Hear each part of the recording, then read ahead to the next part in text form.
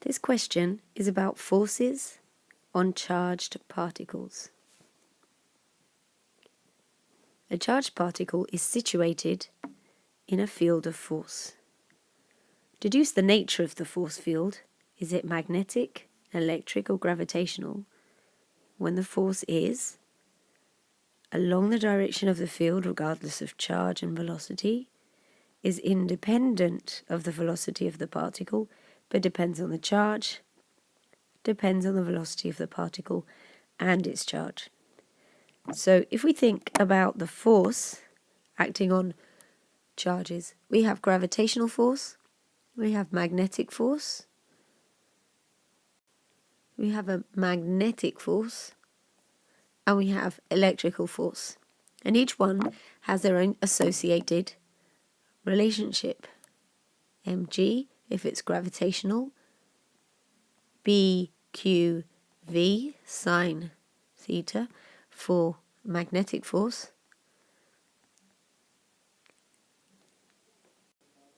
and eq for electrical force. So we can see, using these relationships, how straightforward this question is. In the first one, there is a force on the particle which is regardless of charge and velocity. That means it's irrelevant. The charge and the velocity is irrelevant. The only relationship here where that is the case is the first one. Mass is important, not charge. So therefore this one would be gravitational. The second one, the force is independent of the velocity but depends on the charge. That relationship is relevant to the electric force. So that will be an electric field. The last question depends on velocity of the particle and the charge. And that, of course, is our third relationship, which is dependent on speed and charge. Fm equals bqv, so therefore it's magnetic.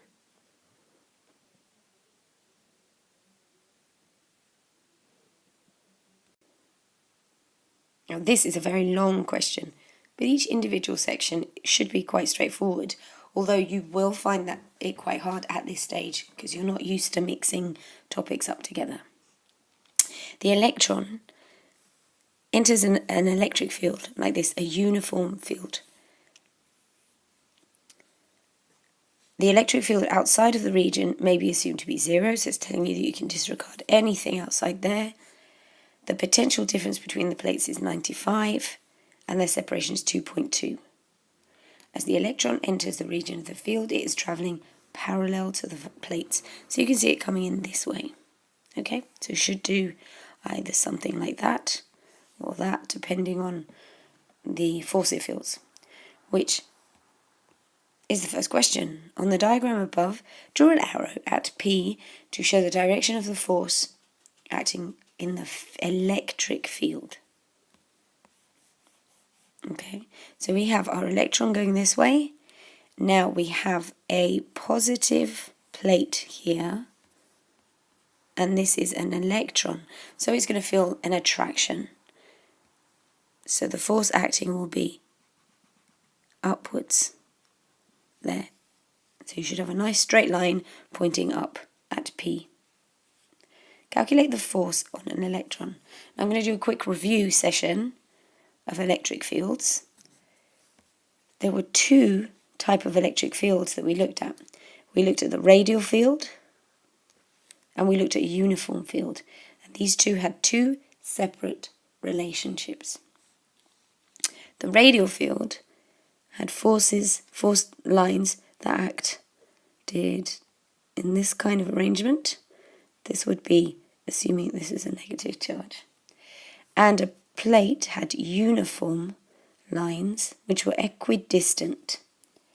Now the relationships were a product of this kind of pattern. So for a radial field you had Q1, Q2 over R squared, and for this one you had F over Q equals E, which is the electric field strength, which is also equal to V, the voltage across the plates, divided by the distance between the plates. So these are our two important formulas. Now the question is about uniform fields, so we'll be looking at this relationship. And we can ignore the B in the middle. We are left with F over Q, force over charge, equals potential difference over distance. So calculate the force on the electron due to the electric field.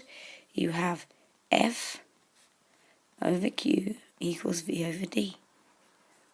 So the force would be equal to the voltage, 95, over the distance, 2.2 times 10 to the minus 2, because it's in centimeters, times 1.6 times 10 to the minus 19, which is the charge. And that should give you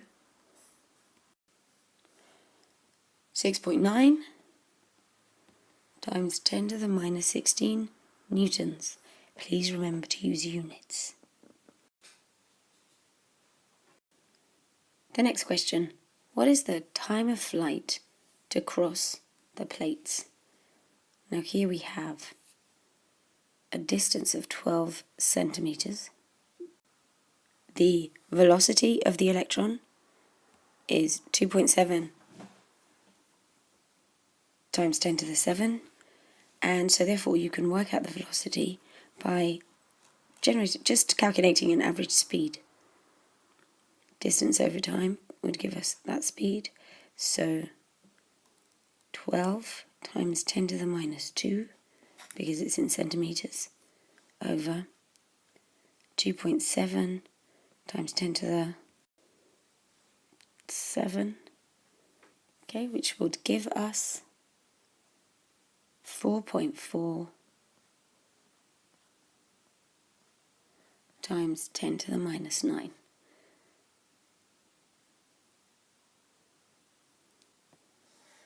Seconds. But that's not the end of it. Okay, so let's just draw this out again, so we can work out the vertical distance now moved by the electron during its passage between the plates. So what we have is two plates causing a vertical deflection S, and we have to use equations of motion for a projectile question. Now a projectile question is going to be looking at the motion vertically. So if we do SUVAT, okay, displacement is what we're looking for. The initial velocity vertically is 0. The final, we don't know. The acceleration, we don't know. And time, we worked out in the previous question. So as we can see, there's still a lot of information missing. Now, the nice thing about this question is it's taking you step by step. You've worked out the force in the previous question. So it's important when you get stuck on questions like this that you go back and look at the things that you've calculated. How can they help you? In this case, we have the force. And if you have the force and the mass, you can find the acceleration. So let's do that now. The force acting is 6.9 times 10 to the minus 16. And the mass is 9.1, which is a constant. You can look it up. You can look up 10 to the minus 31. You can look it up, of course, on the data booklet, so you don't have to go too far. And that would give you 7.5 times 10 to the 14 meters per second. Okay, so that's your acceleration. So now we can see we do have enough information to use the equations of motion. You've got A, you've got S, and you've got U, which gives us everything we need by using that relationship. So S would be half times 7.58 times 10 to the 14 times T, which was 4.4 times 10 to the minus 9, but that was squared. And your final answer should give you 7.5 times 10 to the minus 3 meters. And the next question is very common. Suggest why gravitational effects were not considered when calculating the deflection. The forces that we're dealing with have to be similar for them to affect each other. In this case, we've got a charge which is being pulled up by an electric field. Really, we should be considering the weight down. But weight here, mg, would actually be very, very small. It's times 10 to the minus 31. Okay, so the mass is of an order of 10 to the minus 31. Compared to the electric field, this is very small, and so can be treated as insignificant. Disregarded as in comparison with the electric field. Okay, so that would be your full answer. And this is a very common question. So this question just keeps going on and on. So now they've made this even more complicated by adding a magnetic field. In a mass spectrometer, remember this is a machine that uses magnetic fields to separate particles. Electric and magnetic fields are used to select charged particles of one particular speed. A uniform magnetic field is applied in the region between the plates, such that an electron passes between the plates without being deviated. So let me draw that out because it's a bit of a strange situation. So you have your parallel plates, and this is what your electron was supposed to do. That's why you were calculating vertical deflections.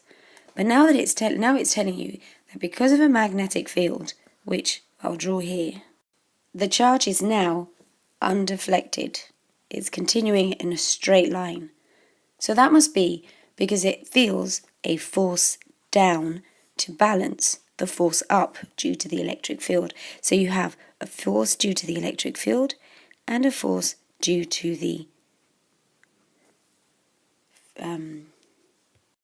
magnetic field. Now, how did I know to draw these field lines going into the paper? For that, you need to use the left-hand rule. But you're going to use the left-hand rule with your right hand. Now, it's important that you don't call this the right-hand rule, even though you're using the left hand, because the right-hand rule is something else. Now, if we do that, if we work out all the fields, the charge is moving this way, but it's an electron. Remember, the left-hand rule is used for conventional current, a positive charge.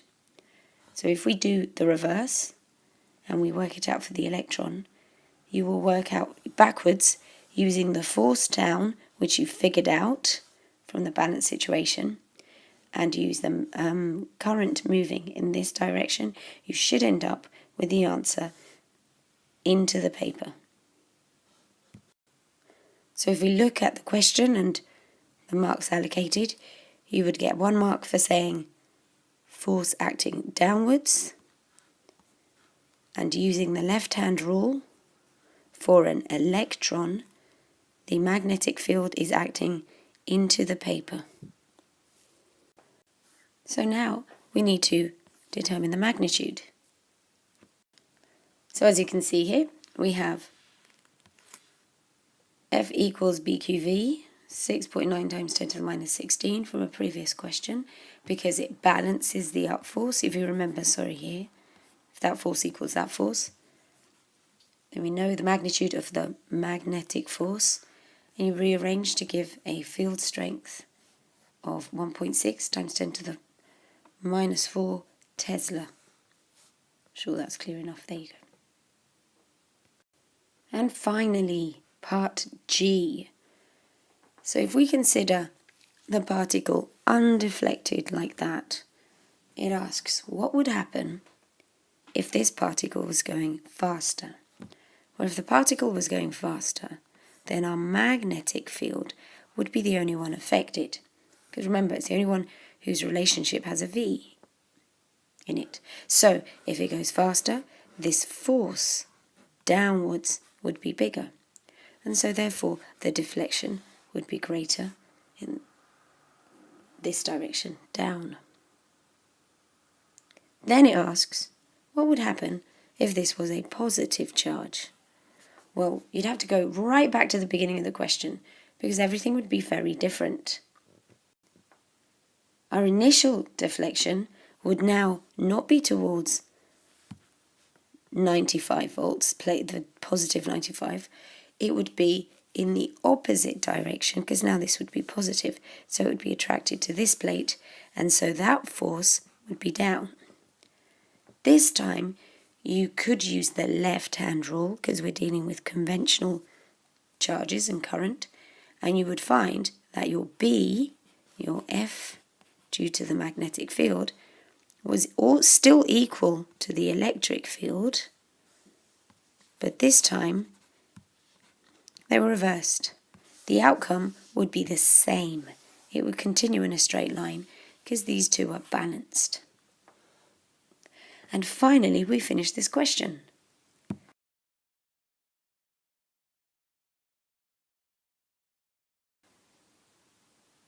Now we've got some multiple choice questions, and this is just a simple left-hand rule question. If you use the three fingers to try and figure out predict the way that the direction that this foil would move, your current is conventional in this direction, your field is pointing south, so you should be able to identify that the direction is up when you use the left-hand rule. Now this is a tricky question. You have 4 wires. Some of them are leaving the paper. Here they have current flowing up, up and down and down. And you need to consider what the resultant force acting at P is. Now in order to do that, you need to think about these field lines. Using the right-hand corkscrew rule, then you just consider what would happen if these field lines arrived at P.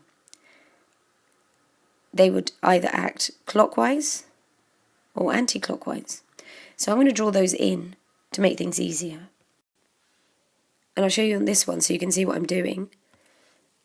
If we use the right-hand corkscrew rule, you can see that this force field is acting in a clockwise direction. So if it was projected outwards, by the time it reached P, you would have to draw that force at a tangent to the circle. Okay, but you can see that the force due to this wire is that way. So if you do that for all 4 wires, you would see that these 4 forces are acting. This force has field lines acting this way, which creates this force at P. This one has a force field line pattern going that way, which creates that force. This one has a force field pattern that way. So we have 2 forces acting that way, 2 forces acting that way. If you remember our vector addition, this plus this would equal the resultant in this direction. So the answer is D. So in this question, field lines of force represent the magnetic field, and you can see a field line pattern here. State whether the field strength at A and B is constant, increasing or decreasing. So you should know that the distance between the lines indicates the field strength. So at A, the field strength is constant, and at B, you can see that the distance between them is increasing. So it is decreasing. Explain why field lines can never touch or cross. This is kind of a silly question, but sometimes you get that in the IB. How do we know that they never touch or cross? Because if the field lines show you the way a force is acting, if the force is acting if the lines were crossing, so if they did something like that, then that poor particle in there would be feeling forces in two separate directions, and that does not happen. So if lines touched, okay, you would have an impossible situation, something which is quite a difficult thing to do, to say in physics, that something's impossible. But nonetheless, that is your 2 marks. Oops, I'm just going to leave that there. So here we have a bubble chamber, and as it explains in the question, it's just a simple apparatus that shows the way the particles move. You get a high energy particle coming into the cloud chamber or bubble chamber, and at P there's a reaction that makes 2 charged particles exist, and their tracks are shown below. Now this is all caused because of some kind of force field, and you should by now be able to identify, because it's a curve, because we get this circular motion, it must be due to a magnetic field.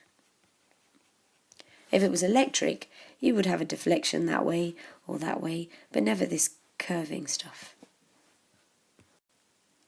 Now, as it mentions in the question, you have 2 charges. One of them moves in one direction, the other one moves in the other direction. The magnetic field that they apply would be constant, either out of the paper or into the paper. So what's different about these 2 charges?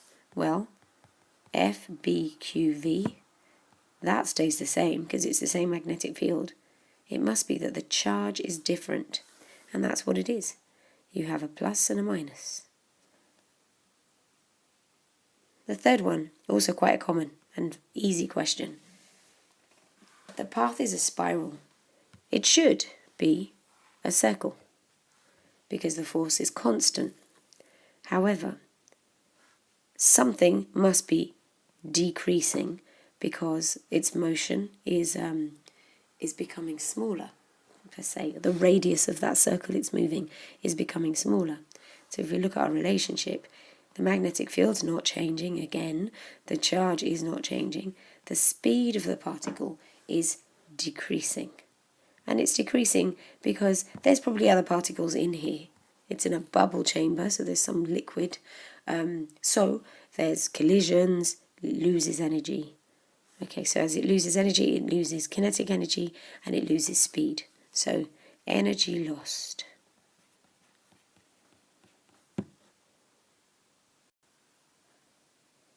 Right, we've got a positive charge inside a uniform magnetic field, and it's parallel to the direction of the magnetic field. This is kind of a trick question because it's saying velocity is parallel to the direction. As you know, using the left-hand rule, everything has to be at 90 degrees. The magnetic field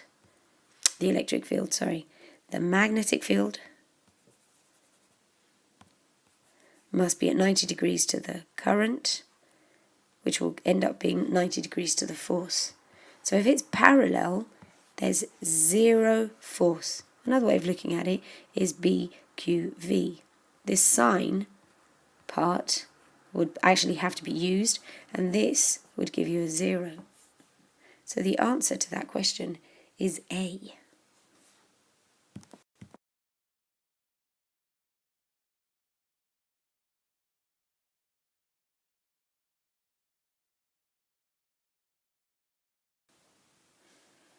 So here we have a straight conductor in the plane of a uniform field. The current is not at 90 degrees. So we need to find out exactly how much of that is. What is it actually asking for? The current in the conductor is I. There's an angle to the magnetic field. The force per unit length is P. Write an expression for the magnetic field strength. So the magnetic field strength can be found by rearranging this formula. Bill, sine. Now if we rearrange it into the correct form, and we can see that the force, as it mentions here, the force per unit length, force per unit length can be replaced as P. So we end up with P over I sine of the angle. And by that angle, make sure that you are clear, is the angle between the current and the magnetic field. Okay, so they have given you the correct angle. I've never seen a question where they give you the wrong angle, but just be careful with that. So the answer to this must be C. Now on the website, I already have a video that explains this in a lot more detail. So if you're not clear on how the motor works, then I suggest you watch that video. In this question, they would like you to draw connections from the battery to the split ring. So you need to show some kind of connection there, but not touching. Okay, so that you show that there's a connection with a potential for disconnection. Let me draw that a little bit more neatly. Now important things to note on this diagram is that this is the positive terminal, so therefore conventional current would dictate that this current is flowing that way, and then through the wire it's flowing that way. This enables the force to be found as moving down on this side and up on this side. Okay, so you've got your north-south direction that way, your current flowing that way, and using the left-hand rule, you should be able to identify that this coil moves down and this one moves up. For this question, have a look at the video that's on the web page. Alright, with this question, I made a complete mess of scanning this in, so I'm just going to have to use the pictures and ignore everything that's written. But what you've got here is a little motor. Okay, and you remember magnets, magnetic field strengths are very important for motors because the force that's created depends on the magnetic field. But anyway, this is a pulley, so as the motor spins, this will be pulled up. Okay, this weight would be pulled up, but let's not forget that there is a force acting down, which is the weight. Okay, so you would have force due to the magnetic field and force due to the gravitational field. And then, surprise, surprise, it asks you to draw a labelled free body diagram. Now, what do we remember about free body diagrams? That the forces must go through the object and they must represent the sizes. So, how is this moving? It's accelerating uniformly up. So you need to show that in your forces. So what have you got on here? We have a force up, which is due to the tension in the string. And that force is bigger than the weight down, mg. And what we can see is that tension is much bigger than mg. So what happens next? We have the weight, because we have the mass. They give us a mass of 15 grams. They tell us it takes 2.2 seconds to go up a height of 0.84. So I don't know what they're asking, but there's going to be equations of motion in it. Calculate the tension of the thread as the weight is being raised. Right, so that's a summation of forces, isn't it? Because you know from this that there's two forces acting. So summation of forces, F equals ma, summation of there. So summation of forces T minus mg equals ma. Right, but what's ma? We don't know the acceleration, but that's why they're giving us all these numbers. So let's suvat this. The object starts off at rest, so it's 0. Who knows its final velocity? A, we don't know, but we're going to find it. And S is 0.84 meters and T is 2.2. So let's work this out to give us an A of 0.35 meters per second. And we found that using S equals UT plus half AT squared. Okay, once we know that, once we can substitute that value into acceleration, then we substitute all the other values in, and we should get a force, a tension of 0.16 newtons.